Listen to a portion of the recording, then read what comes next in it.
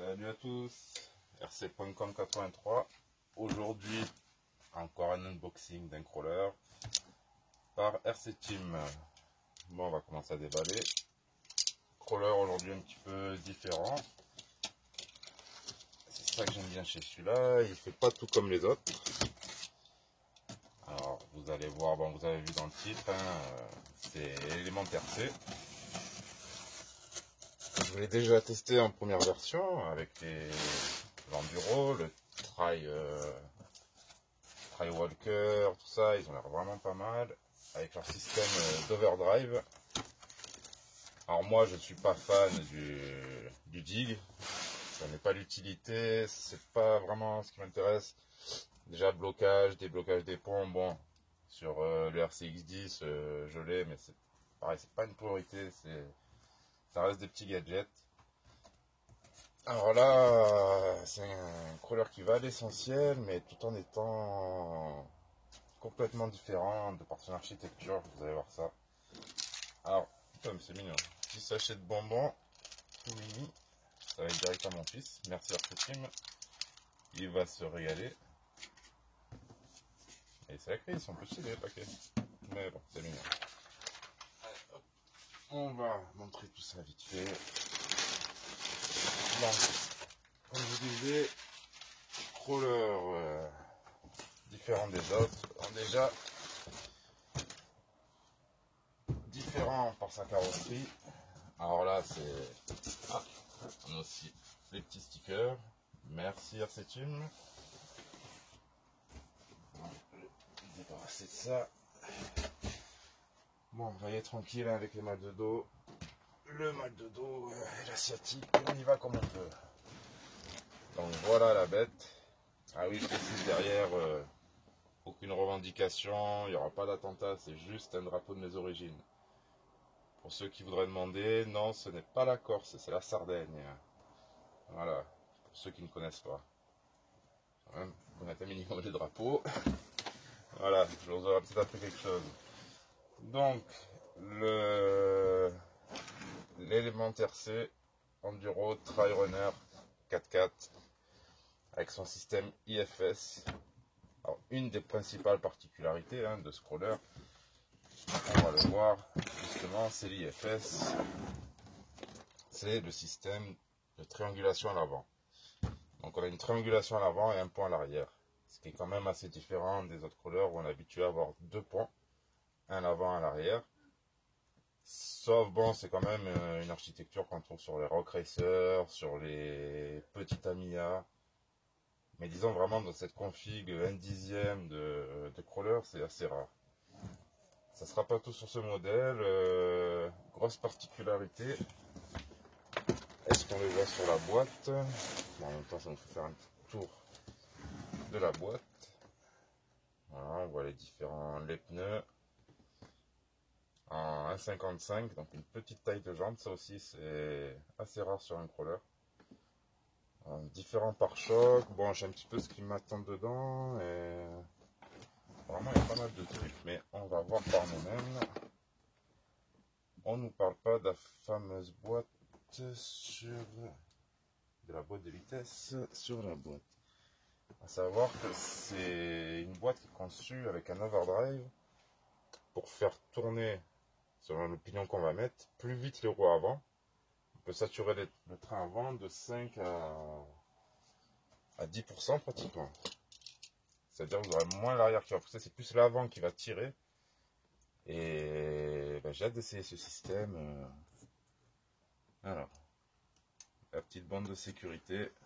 Donc, encore une fois, paquet non vérifié, mais bon, ça devrait aller. Après voilà, on ne peut pas tout avoir, une livraison rapide, quelque chose de vérifié, mais il y a des moments on préfère recevoir une journée après et qu'on nous ait tout checké. Voilà, alors, pareil, la boîte, je vais essayer de faire proprement. Parce que j'ai vu des trucs sur cette boîte chez KZR Gang 93 et dans d'autres vidéos. Bon, lui, c'était un autre élément RC Enduro qui l'a ouvert. de ce qu'on voit, ouais, ça commence à prendre forme. La boîte est en fait un élément de déco, c'est un garage. Alors voyons voir. On va commencer tout ce qui nous reste dans la boîte. Après je changerai un petit peu de caméra histoire de vous mettre le crawler un peu plus. Alors je sais pas si vous allez bien voir la caméra. On a un garage avec du carrelage, des accessoires au mur, vraiment un petit truc scale, bien sympa, la petite cafetière avec la prise et tout. Ils ont fait une déco de la boîte, c'est magnifique, juste magnifique. Alors même la boîte elle vous sert à quelque chose, super beau. Bon alors là, la qualité de la boîte elle est là. On va voir donc pour le reste. Alors, qu'est-ce que nous avons là? Des stickers. Alors, une belle planche de stickers. Alors là, bon, on a de quoi décolorer. Enfin, comment dire, décolorer. Non, c'est pas comme ça qu'on dit. De décorer son crawler. Alors vraiment pas mal. On a vraiment de tout. Belle qualité de papier, d'autocollant. Bon, ça on en reparlera une fois qu'on le montrera dessus. On a déjà beaucoup à dire à mon avis. Ici, petite pub pour leurs éléments, leurs upgrades, leurs batteries. Qu'est-ce que c'est ici? Ah, ça c'est le petit papier pour le contrôleur, le variateur à charbon et le manuel.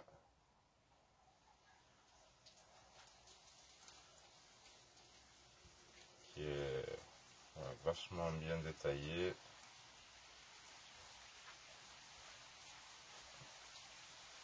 Je pense qu'on a vraiment un beau manuel ici. Alors, je pense pas qu'on aura vraiment la taille des vis, ça c'est un peu dommage. Donc là on a comment tout est fait. Bon, vous verrez pas tout ça de toute façon. En gros, comme je connais pas très bien ce véhicule, on va peut-être faire deux parties et on verra ce que ça donne en 4 fois. Donc voilà. Alors, qu'est-ce que nous avons là? On a déjà accroché à l'intérieur les petits rétros. Petits rétroviseurs qui font pas rétro du tout, hein. C'est juste un autocollant gris qu'il y a dessus. Petite bague pour mettre derrière. Hop, on va passer en dessous. Et en dessous, il y a un sacré paquet de choses.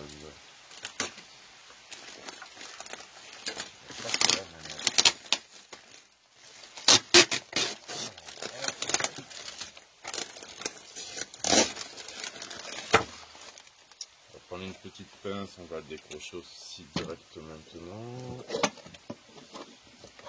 Hop. Donc voilà, un crawler qui va être une alternative, encore une fois, au Sherpa, à l'Axia SX10 2 ou 3. Bon, il n'a pas de pont portique, donc il est pas tout à fait la même catégorie, mais disons il y a une catégorie à lui-même.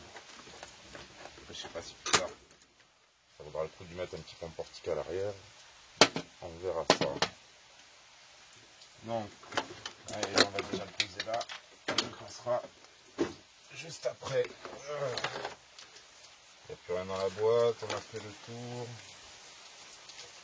Non. Bon, jusqu'ici. Il a touché un peu les pneus, ça m'a l'air pas mal. Alors, qu'est-ce que nous avons là? La radio. Alors, qu'est-ce que c'est que cette radio?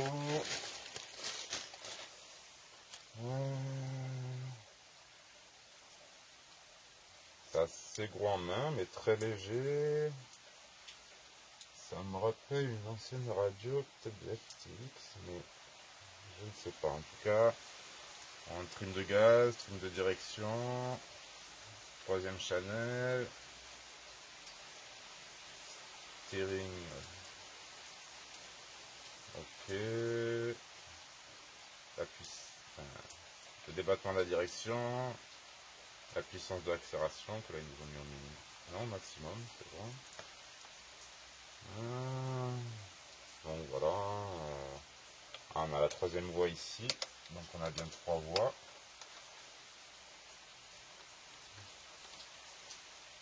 Dans la marche arrière encore très limitée, on n'est pas 50-50 à la course de la gâchette, vous voyez, mais vraiment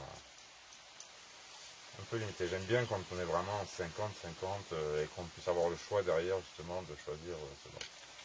Bon, la manette a l'air assez correcte, on a la mousse, c'est pas mal du tout. On a le manuel de cette manette, XP 130, pas encore bien tout ça. Alors, et là-dedans, on a une espèce de grappe avec les accessoires. Un petit peu les grappes à l'axial, bon, on dirait qu'il y en a moins quand même, mais ça va peut-être plus à l'efficace. Et déjà, donc là on a les barres de toit qu'il va falloir assembler. Il va falloir percer la carrosserie. Est-ce qu'on voit des pré-perçages? Oui. Il va falloir faire ça sérieusement. Par contre, on a du caoutchouc, super. Pour ça, ça risque pas de casser, c'est vraiment pas mal. Le schnorkel, par contre, il est bien dur. Ça, je sais pas si je le mettrai. Je suis pas très fan de ça. Donc ensuite, on a le deuxième pare-choc en 3 éléments. À savoir que sur ce modèle, on a plusieurs configurations de pare-choc, pareil qu'on verra par la suite. Si vous allez sur le site, vous verrez tout. Une fois décoré, la gueule est plutôt sympa. Donc joli petit pare-choc. Ah, les plastiques, ils ont l'air bons. Allez, ça va pas casser comme ça. On a plus de carrosserie. Ce sont des gros trous, mais c'est assez flex et solide. Je crois que éléments RC, ils font de la bonne qualité. Donc ça, c'est cool. On a quoi? Le petit bin au cas où. Une paire de LED pour l'avant. Ça, c'est cool aussi. Alors, tous les éléments pour fixer les accessoires de la carrosserie, qu'on verra plus en détail à un autre moment. Qu'est-ce qu'on a ici? Un bac à batterie. Tiens, à voir comment il est dedans d'ailleurs. On a une coquille de pont avant. On a un support pour le cerveau. Les engrenages pour la boîte. Un engrenage, je ne sais pourquoi. D'ailleurs, ce que je cherche, il devrait y avoir un deuxième engrenage pour la boîte. Étant donné qu'on a 3 choix de rapport, c'est étonnant qu'on ne retrouve ici qu'un seul pignon. Bon, comme ça, je verrai ça en détail le moment venu. Je pense que l'overdrive, si j'ai bien compris, en stock, il est d'origine à 5% devant. Ce qui devrait déjà être pas mal. Je vous dis, j'ai jamais essayé ce genre d'option, donc peut-être 11%, ça va faire un peu trop. Donc voilà, alors aperçu général de la bête.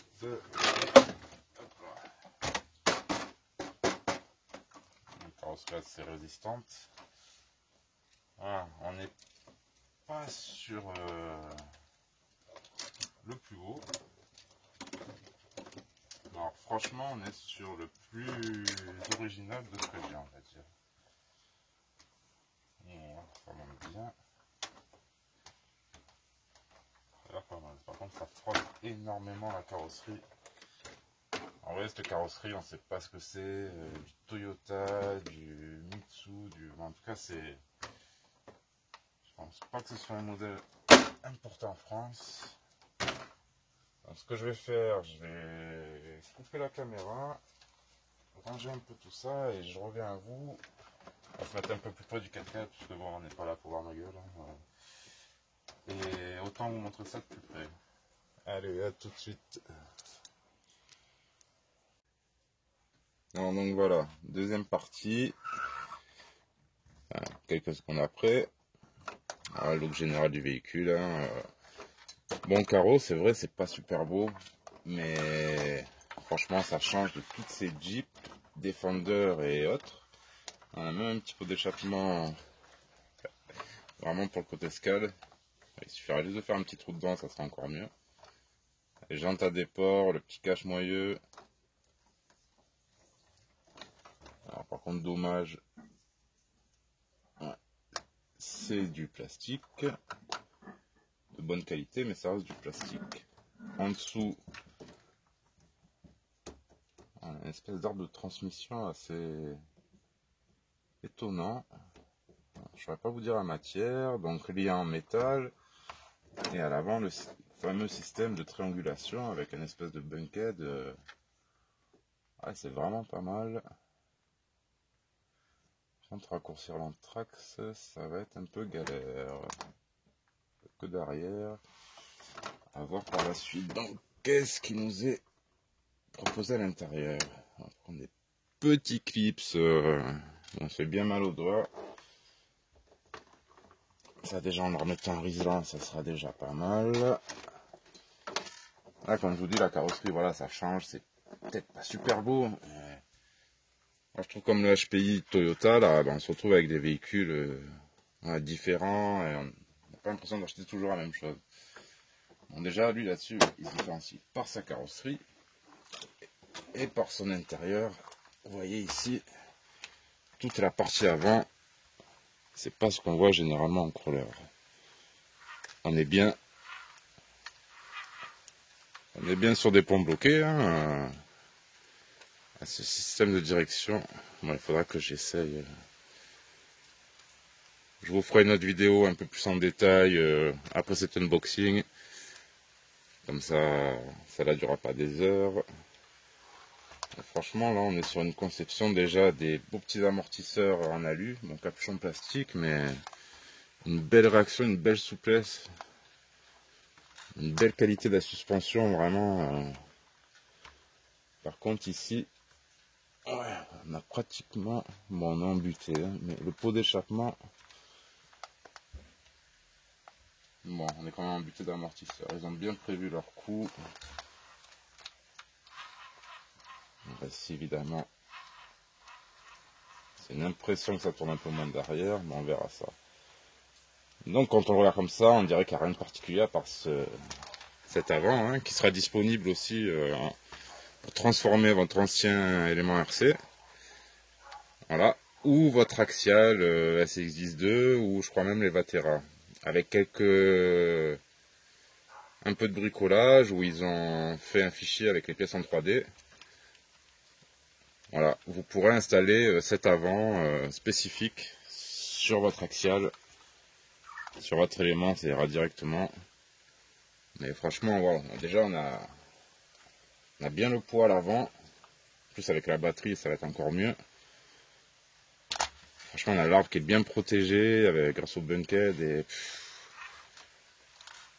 la qualité là, hein, les pneus bonne qualité. Un peu petit mais sympa. Le point arrière il est pas mal, il est simple. Il a l'air un peu gros mais non, ça devrait bien passer. On a une bonne garde au sol. Presque 2 doigts, c'est pas trop mal. Voilà. Donc pour cette première vidéo, je vais vous laisser là-dessus. Et je préparais la seconde dans la foulée pour montrer un petit peu, une fois décoré, et une fois que j'aurai bien analysé moi-même le système d'overdrive, bon ok, pas compliqué, hein, comme je vous ai dit, c'est l'avant qui va tourner plus vite que l'arrière, histoire qu'en montée, le 4x4 vous pousse pas, ce soit plus l'avant qui vous tire.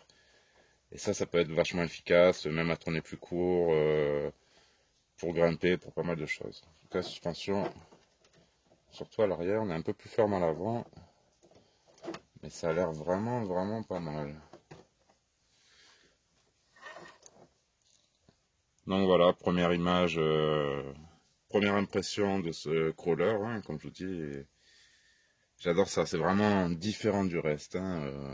Ils ont choisi les petites jantes, ils ont choisi la triangulation à l'avant, ils ont choisi la boîte overdrive, ils n'ont pas choisi de deuxième vitesse, ils n'ont pas choisi le déblocage des différentiels. Ouais, ils ont fait vraiment un truc à leur sauce et ça j'aime bien.